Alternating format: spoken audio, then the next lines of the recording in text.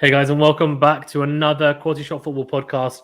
We've got a lot to get into because Champions League's been on this week, Premier League's back, no more Nations League. That's what we like. We've got Ali and Ash, who who were here last week as well. Seems like a regular fixture, no pun intended. Ali, how you doing? I'm not too bad, bro. How you doing, Faison? How's everything? I'm all good, all good, all good. Ash, how you doing? Very well, thanks. Yeah, going strong on the mobile hotspot. I'm liking it. Mhm. Cool.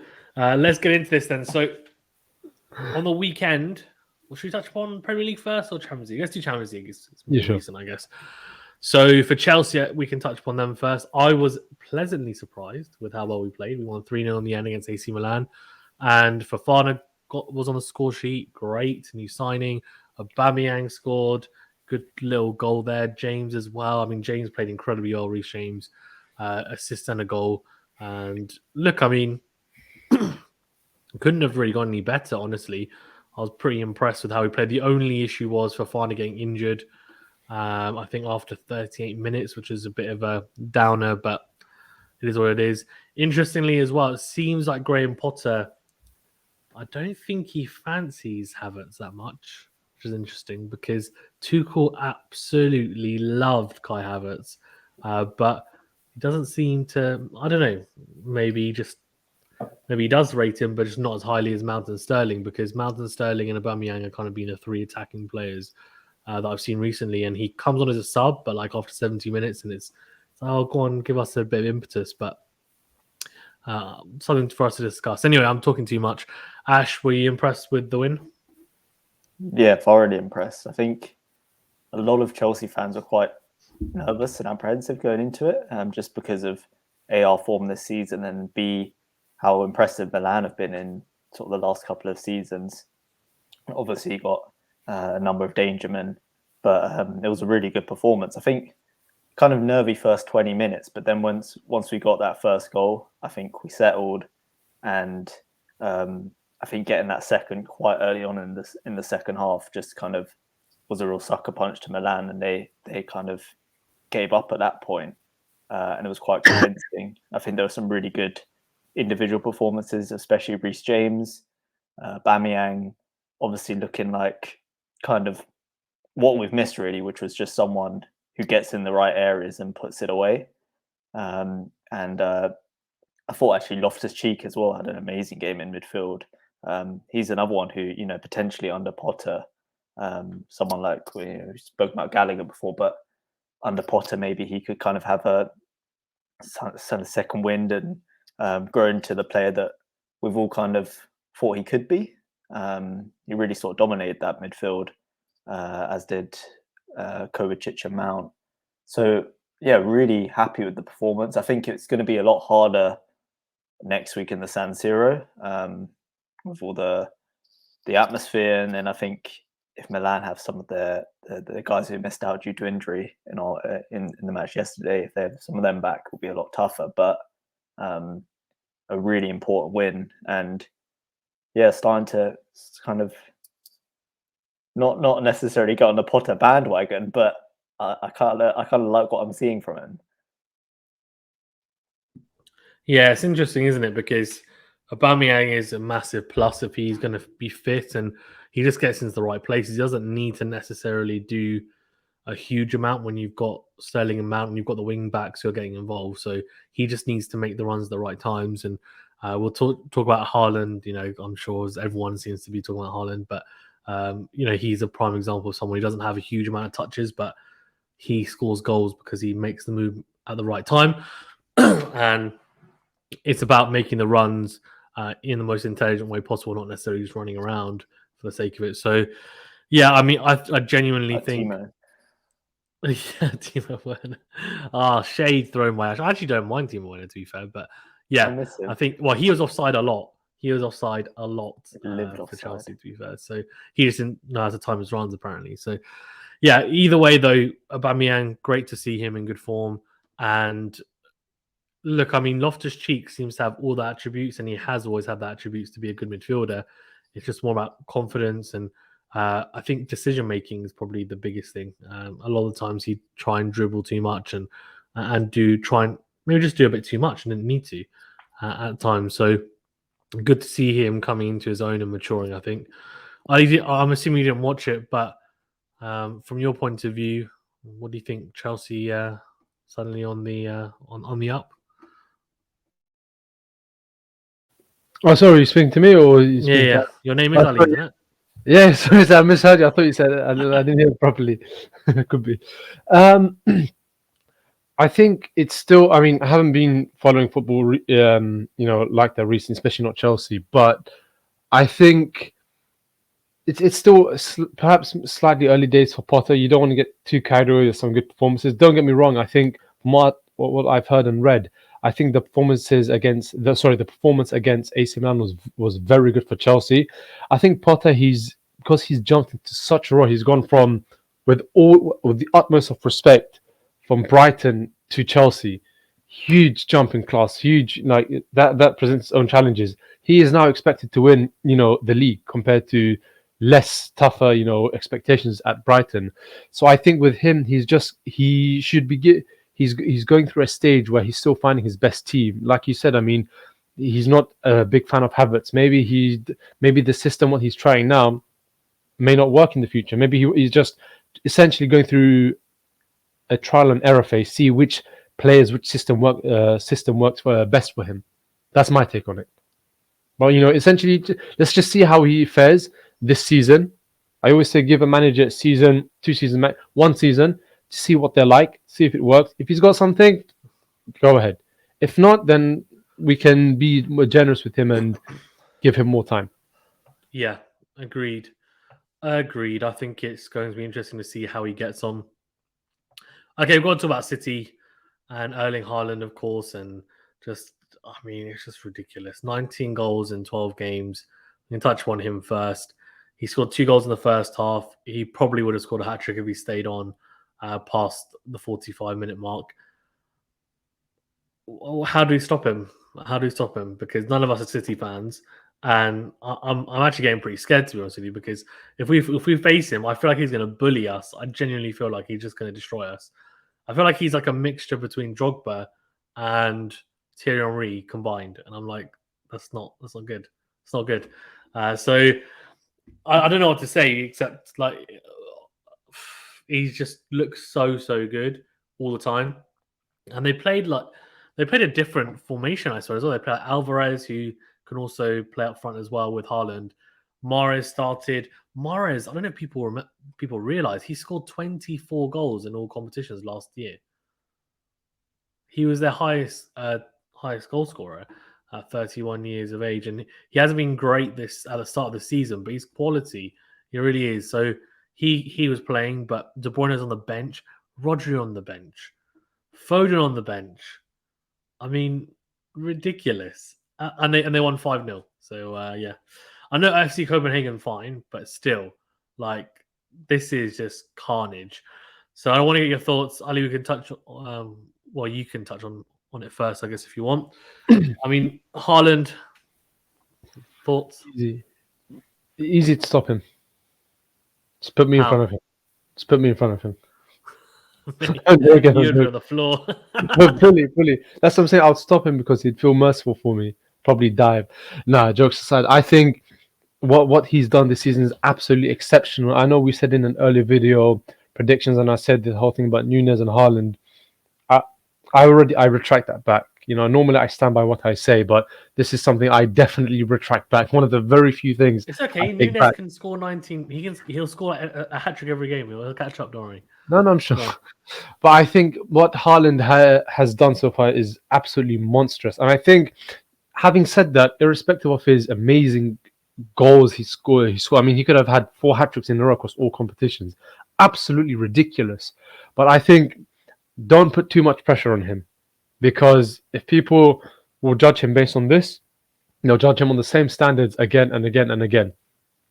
And it's only his first season. He could perhaps be a one-season wonder. Who knows? We had the same thing. But he's been doing it everywhere. Yeah, he's done it for Dortmund. He's done it for a national team. He's done it for the team before. He scored at around a goal a game. Has been his ratio. It's true that. The Premier League, in my opinion, the Premier League is different, and we saw the same thing with Michu about maybe 12 years back. Think about Michu. Michu was a one-season wonder. Yeah, That's but what I'm Michu had saying. never ever done that anywhere else. I know. Ever. I'm not saying Haaland would definitely do that. I'm saying let's just give him another season like that, because I mean, I'll give you another example. Van Dijk. That season, he had that crazy season with Liverpool. Everyone said, people were talking about him being one of the greatest, not the greatest centre back ever in Premier League history or in the top. So I said no. Even though I'm a Liverpool fan, I still said give him to the end of his career. He's been at Liverpool for what, 4 or 5 seasons now? 4 seasons. How many of his that first season he came, stellar season. No one dribbled past him. The best centre back in the world. He finished third, I think, in the Ballon d'Or, second in the Ballon d'Or that season, right? Remember? But since then, he's dropped. He's dropped in quality, and whether we like it or not, he's dropped. Same thing could happen to Haaland. He's going to have this one stellar season. Who knows? He may suffer a freak injury, God forbid. He may suffer an injury or something may happen to him, and his standards may drop. I don't think it would be fair to say he's one of the best strikers in the Premier League or of all time or whatever people say. No. I think I'm not saying that. in some time. I still think He's the most informed player Oh, probably yeah, on the agreed, planet. agreed, But agreed. that doesn't mean that. Yeah, I agree. Like people shouldn't get carried away. Like there were some projections saying that he's going to score 70 goals a season on the current rate. I'm like, that's obviously not going to happen. He's not going to score 70 goals in the Premier League. Like that's just ridiculous. Exactly. I would be surprised if he even scores 40, but he might score 40 given the rate he's going at. Maybe, but go on. You know the funny thing about Haaland, his dad was said recently that he probably leave in his contract, which ends in 2024. Real Madrid There's a have clause in there. Real Madrid have the first option to buy Haaland. Yeah, so I don't think people should get the hypes up over Haaland too much. Who knows what might happen? I know we're all hoping that he leaves in 2 years or even earlier. Don't worry, I know we're hoping, but yeah, we'll see. No, I agree though, because his dad said that he wants to play in all the leagues, and actually, I think it was a couple of years ago. I know his idol, I think, is Ronaldo, as in Cristiano Ronaldo, but he said that. But he also did say that in terms of, I guess, club hopping, he likes what Ibrahimovic has done. Ibrahimovic has played in all the leagues. That's what he wants to do. I think he wants to play in all the leagues. That's what his dad said as well. So he's not going to stay at a club for longer than 3 seasons, I would imagine, unless they. Well, the thing is, even if they win everything, then he probably thinks, well, I can just move on. Like, why do I need to stay here? I've won everything here. So, I just don't see him staying at a club longer than 3 seasons, because that's what everyone's been saying. So we'll see. But look, if he stays fit, I get what you're saying. He could definitely drop. The only way I really see a significant drop, as in when I mean significant drop, I mean he's not going to score 20 goals in a season, is if he gets injured, like a major injury, like you're saying, and that can happen. Like it happened to Torres. His knees were shot when he came to Chelsea. Like we bought him and it was a complete waste, unfortunately. He probably would have scored some goals if we'd actually started him, but we had Drogba and Anelka. Don't know why we bought him, but anyway. But for Haaland, he just seems to have a bit of everything. He's got pace, he's got finish ability, he can head the ball, he can shoot with both feet, outside the box, inside the box, runs. I think it's more his ability to run off the ball is just incredible.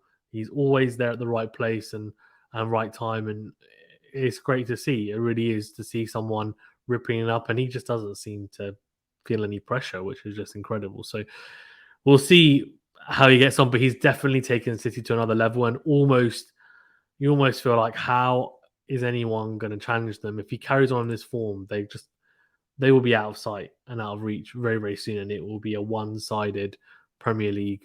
But yeah, incredible.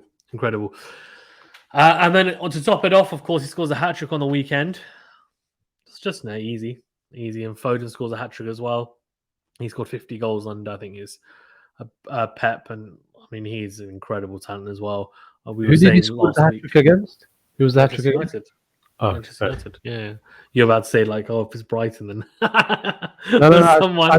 It's like hearing Manchester United. He scored a hat-trick against United. That's what I wanted to hear. Okay, fair enough. You just like hearing it. Fair enough. Yeah. So obviously 6-3 there, and that was just an absolute rout. It really was. And first player to score 3 successive Premier League home hat-tricks. Oh, incredible.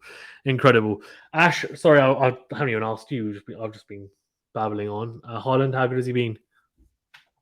Been unbelievable. I think like, I mean, I don't want to dig out Ali, but like, I remember last week you were saying how Martinez might pocket Haaland. Yeah, I do remember that. Yeah, And yeah, I mean, Haaland just proves every week that he's just a joke of a footballer. The thing is, I think he's now, it's like, regardless of his footballing ability and technical ability, I think it's the fact it's almost a mental thing. I don't think defenders in the Premier League or anywhere want to play against him. I don't think any defender. I think they're scared of him. Frankly, I think they don't. They kind of almost want to offload them to other, their teammates. He's kind of got that psychological edge that players like Drogba had, Henry had, Aguero had, and if he continues at half the rate he's at, I mean, there's no reason why he can't be in that sort of bracket. The only thing is, like as you guys have said, he's probably going to get bored, and he'll probably want to move elsewhere for another challenge. He didn't stay long at Salzburg. Once he was kind of made a name for himself, he was off. He's not stayed long at Dortmund. He's done his thing there, moved on to the next challenge. Yeah, I know he's got a connection to City, but yeah, I can see him, as you said, going doing the tour, doing the European tour, conquering every league, and then moving on to the next one. I think, he just has, such a confidence every time he steps onto the pitch, and it's going to take an unbelievable defensive performance from whoever it is that stops him. And to be honest, I do look forward to whoever that is. Whether it's like which Premier League defender actually has a good game against him, because I'm interested to see. I know as Chelsea fans, we love Thiago Silva. That would be really interesting to see their battle if Silva can, because he's aging like a fine wine, but there's nothing to suggest Haaland can bully him. So yeah, I'm kind of excited in a way to see actually how defenders now come up with solutions, how they're studying his game, and how they'll look to keep him under wraps. Because right now it just seems like every pitch he steps on, he's gonna score several goals. Yeah, agreed. It's going to be interesting to see who can step up. I mean, could it be Thiago Silva, Koulibaly, maybe? I don't know, but it could be. Maybe it's Van Dijk. Maybe Van Dijk suddenly finds a bit of form that Ali was saying about. We'll see. Talking of Liverpool, we can touch upon them. I mean, they had a pretty decent performance in the Champions League, beating Rangers 2-0, which was a pretty good performance. But on the weekend, they weren't particularly good, 3-3. And I think Alexander-Arnold once again got ripped into 3-3 against Brighton. And look, I mean, I think everyone knows that he's not the best defensively, but I think he's probably been blown out of proportion a little bit. In saying that, there also needs to be some sort of acknowledgement that he needs to work on that side of his game, because like the way that Klopp spoke after, I think it was before the Champions League tie, was as if to say, if he wasn't a good defender, he's on the pitch. And I'm like, no one's saying that he can't defend. People are just saying it needs to improve. There's a difference. Like his base level is fine if you're a bottom of the league side in the Premier League, or you're low mid table. But if you want to challenge for the Premier League, like he needs to be better defensively. That's what it is. And I feel like there was a complete lack of just acknowledgement from Klopp, and maybe because he's protecting his player, fine. But and I just hope that he's talking to him and saying, look, X, Y, and Z, going into specifics. I'm sure he is saying this is what we need to work on with you, because I just don't quite understand why there's this lack of just responsibility being placed upon him by the manager. But again, it could just be he's protecting him. But he scored anyway in the Champions League. Great free kick. That kind of just papered it over a little bit. But again, no one's saying that he's not a great, great player when it comes to dead ball situations, whether it's a corner or a free kick. No one's saying that he can't do that. He's one of the best crossers, best passers in the Premier League. He's that good on the ball. The problem is off the ball. which is the big issue. So it's interesting to see whether that does improve, and they'll need it to if they do want to push on in the Premier League, of course, given what's happened. Yeah, given what's happened, obviously, against Brighton as well. Ali, what's your thoughts being a Liverpool fan? I mean, how have you? Well, what's the last week been like? What have been your thoughts on it? I think, to be honest, with the Brighton game, like in the beginning, we were playing so bad. I mean, we brought it back by our normal standards. We played so bad. We brought it back 3-2. How on earth we lost the lead? I don't know. I think the whole team is going through a mental phase of blockade, whereby everyone's starting to realize, okay, they've had their time. Now that teams are starting to pick up how to beat Liverpool. I mean, that psychological edge, I feel, has gone, and we've seen some performances in the Champions League. I think with Napoli, when we played the first game of the Champions League, where they smacked us 4-1, there were times where Alexander-Arnold was not running. He just stood there still, like almost still. I don't understand why. I think with Arnold, he's going through a mental phase where he's just going through a really bad period where he just doesn't form. And every player goes through that. It's now at this point where he just needs to become more mentally resilient. Because I think Alexander-Arnold has got a side to him where if he loses it, like he loses it, and he is very hard for him to bounce back. And that's why when Klopp defended him, I think it was very good. That's an excellent attribute of Klopp. Klopp's always known for being like the dad or the older brother or the granddad or the uncle of the team, where he puts the arm around, come, I'm taking you under my wing. So I think he needs to just, I mean, I'm sure he has all the support he has from all his fellow teammates. Liverpool is a club where everyone plays for each other. It's not like PSG, everyone plays for themselves, everyone plays for each other. So I think he's going through a phase, and he'll eventually come through. And I think he'll definitely go to the World Cup, as in Gareth Southgate will play him or definitely pick him.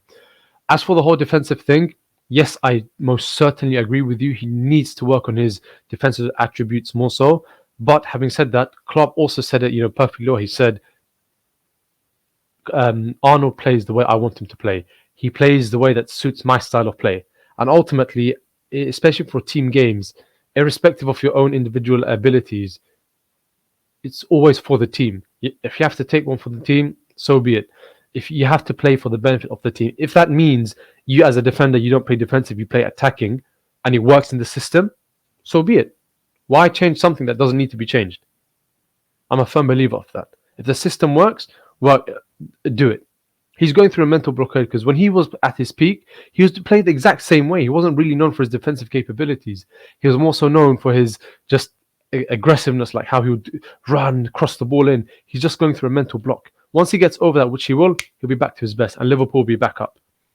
I wonder whether it's also to do with I wonder whether it's also to do with who's covering him, because in the past they've had so Salah now is playing right wing. Like before, he could drift, and like Firmino or Jota would cover for him on that side potentially, and then defend for him. Or in midfield as well, they had Fabinho, who didn't play. I think he's injured. I think he played against Brighton, if I'm not mistaken, or did he? He did, but Henderson plays on the right side, doesn't he? So I just got a feeling that Henderson's getting a bit older. I feel like he's not able to cover him as well. With Matip as well, Matip is a good defender, but he's not as quick as like a Gomez or a who's the other centre back who's injured at the moment? But he's Ibrahima Konate. Yeah, Konate, who are both rapid, right? So they're quick. Gomez, unfortunately, after getting that injury when he was a bit younger, is just unfortunately not really as good as he used to be. But look, both those players, beside Alexander-Arnold, they then cover him as well.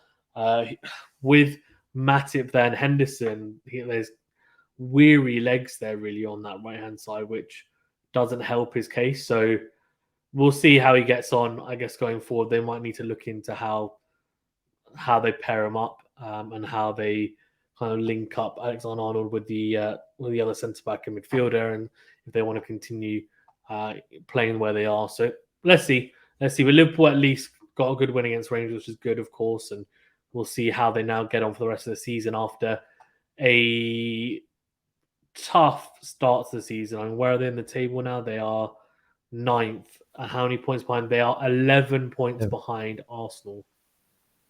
Wow. We'll catch up. Arsenal are actually a point ahead of Man City because City have drawn 2, Arsenal have lost 1. Interestingly. Very interesting. Arsenal, I mean, how good have they been? How good have they been? I mean, they won again on the weekend. Are they serious title contenders now? Do we need to start considering them, Ash? No, I don't think so. I think City are going to run away with it, but I think Arsenal have a great chance of finishing second. I just don't think there'll be a title race this season. Arsenal have been fantastic. There's no denying that, but they as well haven't really had too many difficult fixtures. I think the Man U away was the kind of toughest one, and they lost that. And then Spurs at home, okay, that's not an easy one, and they won that. But you look at the rest of their fixtures, and they probably had the easiest start to the season out of anybody.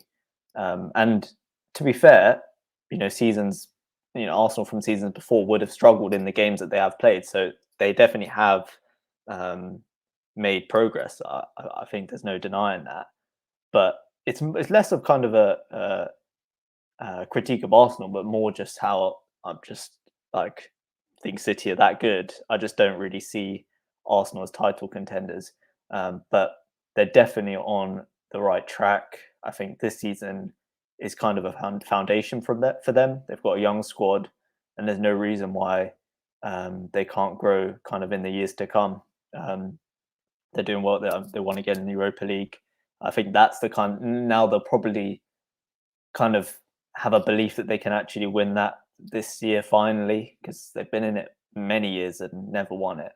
And then yeah, I think they're definitely got a great chance of finishing second, and certainly minimum in the top 4.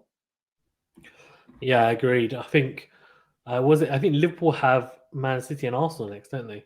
Back to back in the Premier League. Make or break for Liverpool. They lose both those games, and you may as well say goodbye. I mean, because they will be way too far behind.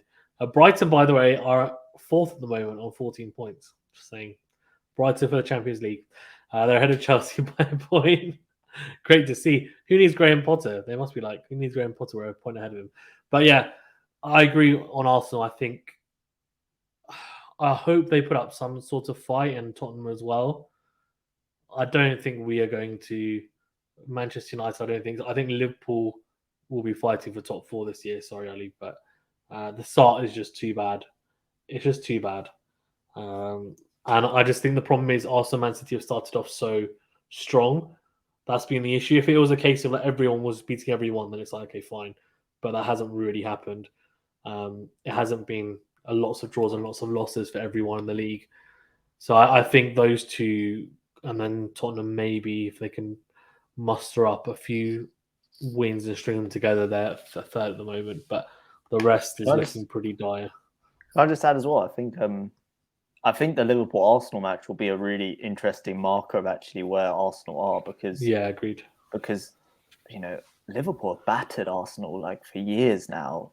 I remember so many scorelines where it's been like 4-0, 5-0. So like, but this is probably the first time that Arsenal actually are probably favourites going into. Yeah. Could be.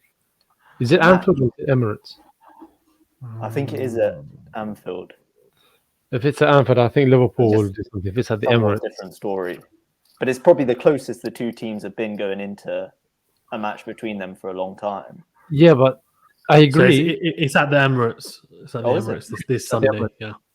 I think based on form, I mean, Arsenal obviously better than Liverpool, but I think in terms of actual if you're looking at the past maybe 5 seasons or so, without a doubt, Liverpool still have been the more successful, bigger, better team.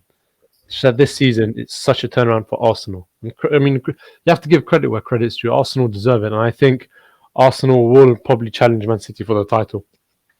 Now, in hindsight, they'll challenge for the title. Agreed. Where's Aaron going when you need him? Yeah, exactly. Where's Aaron when you need him? It's going to be interesting. It's going to be really interesting. We'll go through the fixtures in a bit and get your guys' predictions. But before we do, I mean, some fun facts. I think Messi's got 13 out of the 15 matches that he's played. He's in man of the match this It's in season. France, bro. I could play in France and I'll be man of the match. That's That the much Champions League as well. It's Champions League as well. Okay, fair enough. Also, you say that it's in France, but he's still playing with Mbappe and Neymar, so they can get man of the match as well. Got to remember that. PSG, it's not a football team; it's an individual team. I know PSG, that. it's not a football. He's still man of the match. It's a team of 11 different clubs.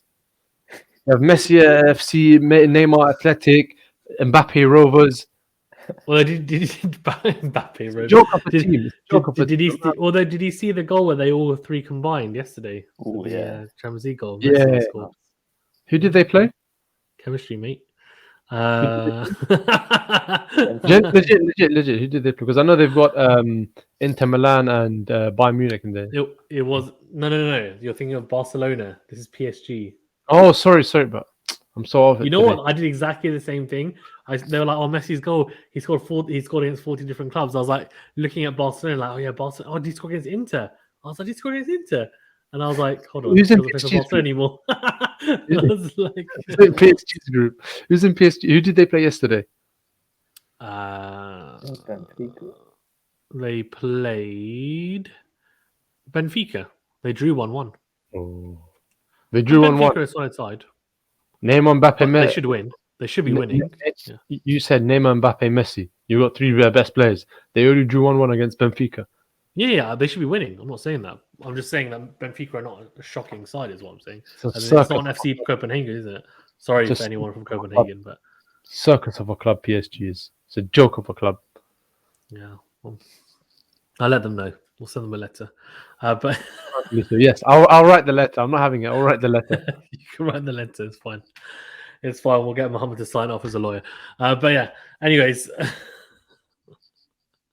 moving on.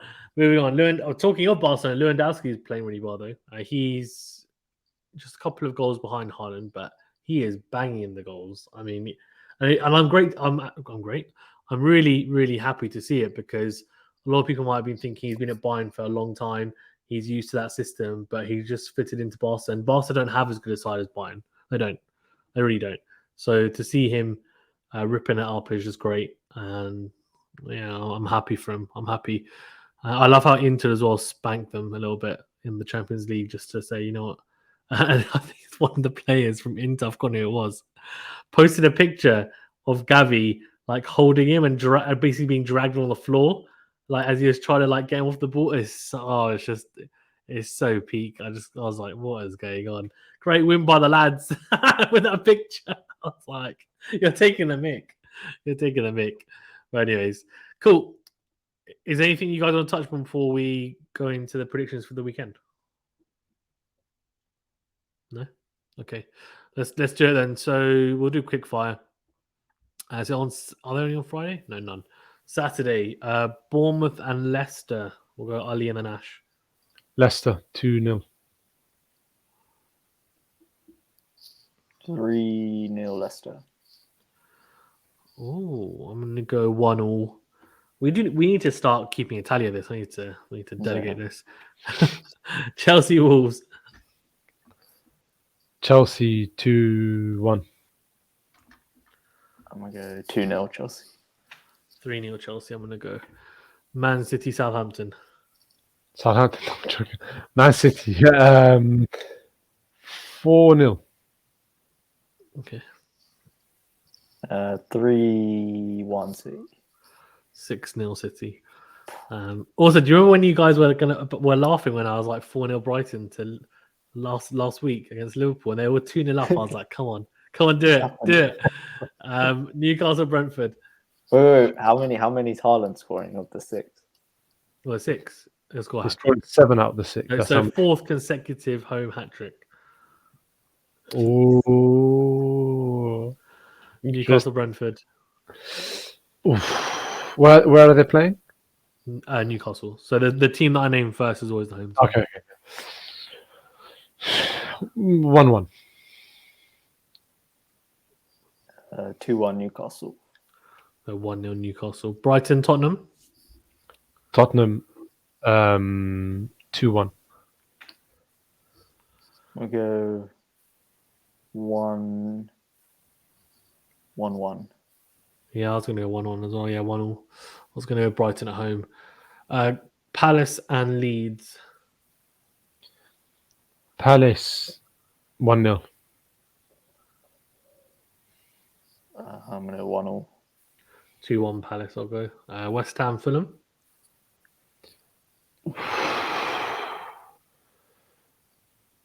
Close 4, but 2-1 West Ham. Same, yeah, 2-1 West Ham. 2-1. And Arsenal, Liverpool.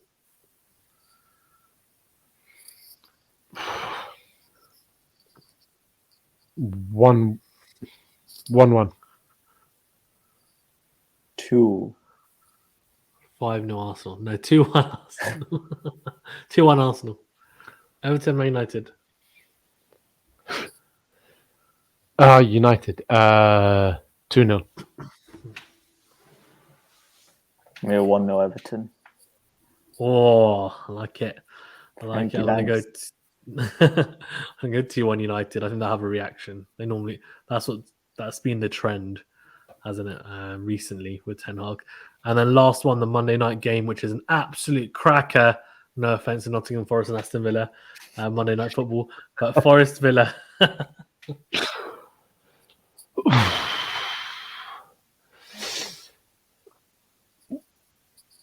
1-0 Villa. Probably the two worst teams at the moment. Yeah. 0-0. Yeah, 0-0 as well. Yeah, agreed. Yes, that's what I was saying. Monday night football, crazy. Whoever did the scheduling for that. Anyways, thanks very much, guys. Appreciate you guys being on, and of course, the Champions League continues. So the return fixtures from last week will be happening, as I think it was Ash said. So AC Milan will be playing Chelsea at home, and etc. etc. So we'll be able to touch upon that, and then the Premier League as well. But yeah, thanks, guys. Appreciate you guys being on as always, Ali and Ash.